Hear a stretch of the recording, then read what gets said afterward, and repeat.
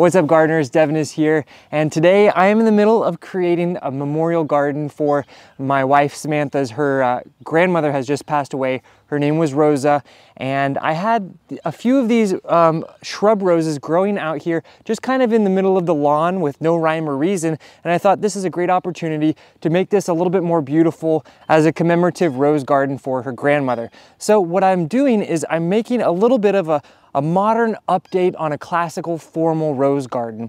If you've ever been to a traditional rose garden, you would recognize that in a classical rose garden, you always have hybrid tea roses which are surrounded by boxwoods. And so the idea of a classical formal rose garden is what has inspired me here. However, I have made a couple of modern updated twists to make it a little bit more suitable for my modern garden.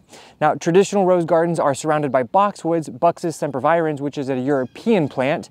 And over the last few years, there has been a number of diseases and infirmities which have taken blight on a lot of boxwoods across the country. So one way that I'm updating this rose garden is by using Ilex glabra gembox, which Ilex glabra is native to North America, so that just makes these boxwood alternatives a little bit more resilient, a little bit more at home in my garden here in Westchester, Pennsylvania, Zone 6B.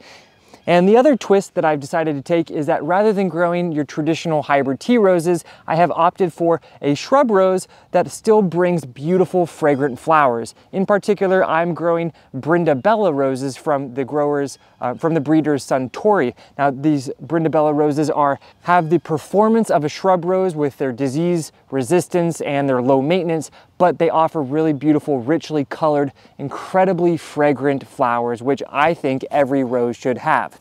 Now, the final modern twist that I have decided to opt for is that rather than using these Ilex glabra boxwood alternatives all the way around the roses, I'm just gonna kind of do like a half circle, and that's primarily a monetary concern because these guys are expensive. These little guys are 50 bucks each. So I got 5 planted. I've got 2 more on in my cart behind me. So I'm gonna just do a little modern update by just doing a half circle. Maybe one day I'll get around to investing in a few more. However, over the course of a few years, what will happen is that these Ilex glabra will create a wonderful backdrop, kind of setting the stage to really display these roses in their full beauty. These will grow around 3 feet tall and 3 feet wide, whereas these Brindabella roses will get about 4 feet tall. So it'll create a very gorgeous visual. And at the same time, our boxwood alternatives will also sort of hide the bottom of the roses, which tend to get a little bit scraggly over time, especially towards the end of the summer. So with that in mind, the next steps for me to do is to finish removing the rest of this sod, weedy sod mixture, plant up my last 2 boxwood alternatives, and get some mulch on the bed.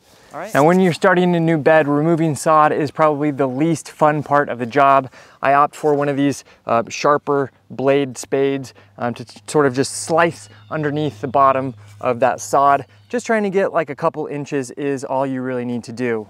You can certainly rent like a sod remover or hire people to do it, which might be a good idea if you are creating a big bed. This one's not so big, so I'm not worried about it.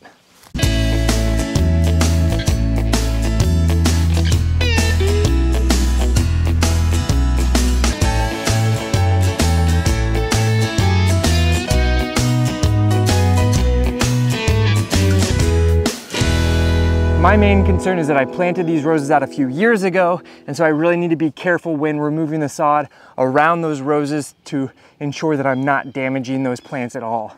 That's the last thing you want to do.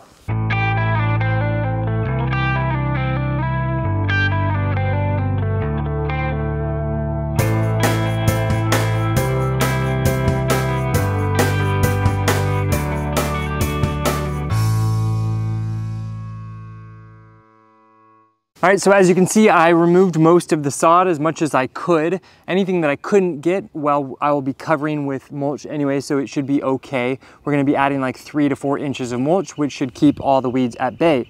Now, the next thing that I've done is I've dug out holes for the 2 extra Ilex glabras, and I also have decided that I wanna add 1 more Brindabella rose right to the middle.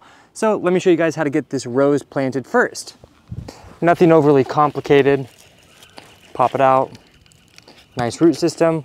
Looks like this hole's too deep, so backfill it with a little bit more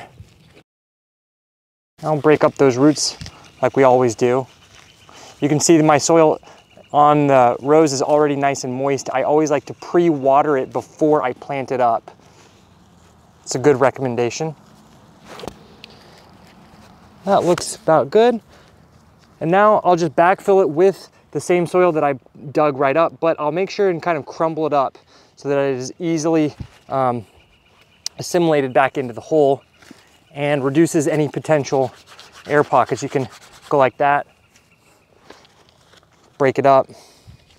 You can also see that I have situated this rose in a pretty sunny location. This gets good afternoon sunlight in my garden. And if you are looking for a nice video on how to prune your roses in the spring, check out this link right here. It's a pretty good one. And you want to make sure that it's not too deep. Now I'm on a slope, so it looks a little deeper than it actually is. This is just perfect. The same soil line that it was planted in is now the soil line at the top. All right, so now let's get to this big guy. This is a 3-gallon pot. Roots are starting to wrap around a little bit. First thing, just kind of give it some punches. You want to break up those roots.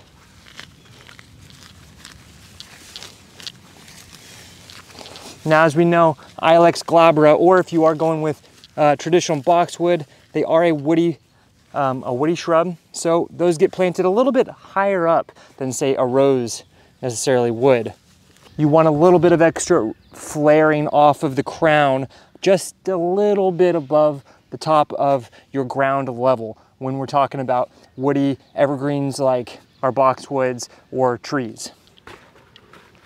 And then backfill just like we did with the rose, ensuring not to include any sod.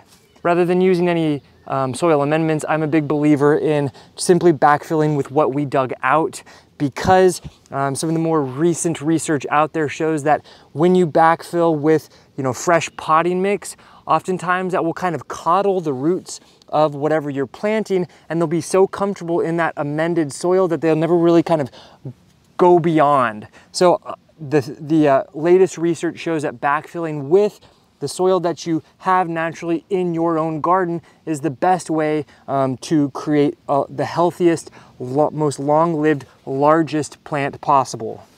And that's what we want. All right, I think that looks pretty darn good. All right, so of course our next step is to give a nice layer of mulch. Any sort of natural hardwood mulch is great. I'm using cedar. Just stay away from any of that plastic or rubber stuff.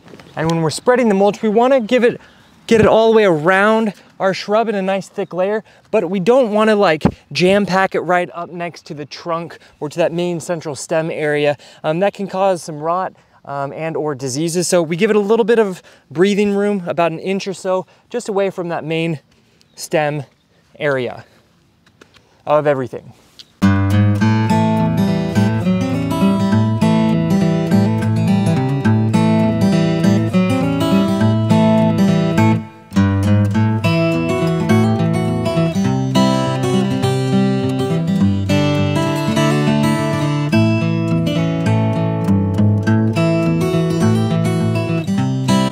Well, all right, guys, my modern, classic, formal, informal rose garden is now complete for now.